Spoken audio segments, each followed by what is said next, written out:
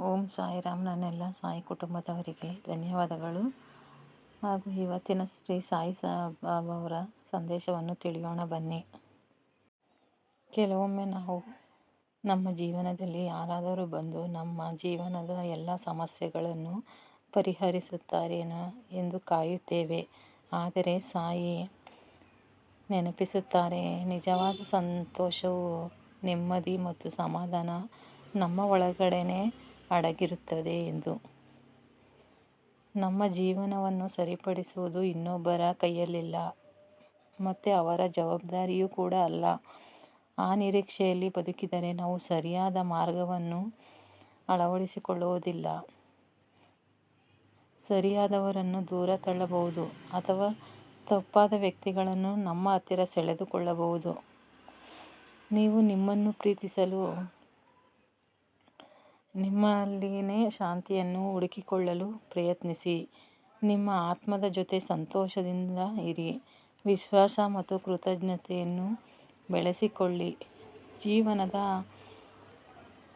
ಖಾಲಿ ಜಾಗವನ್ನು ಇನ್ನೊಬ್ಬರು ತುಂಬಲು ಸಾಧ್ಯವಿಲ್ಲ, ಅದನ್ನು ನಾವೇ ಸ್ವತಃ ತುಂಬಿಕೊಳ್ಳಬೇಕು.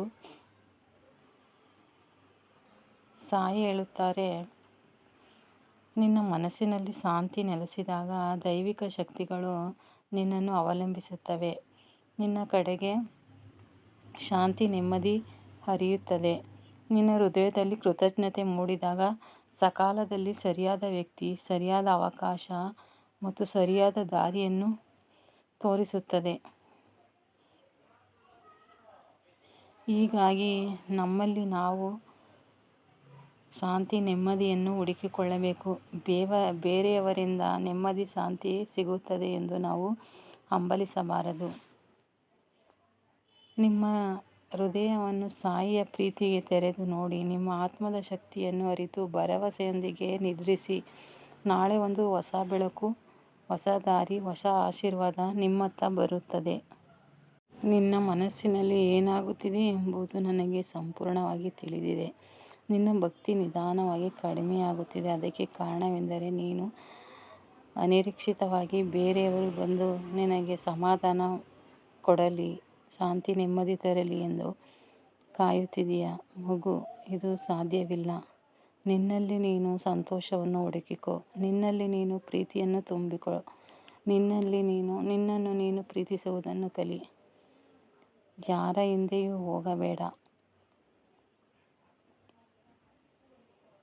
ಮೊದಲು ನೀನು ನಂಬಿಕೆ ಮತ್ತು ತಾಳ್ಮೆಯಿಂದ ಇರು. ಶಾಂತವಾಗಿರು.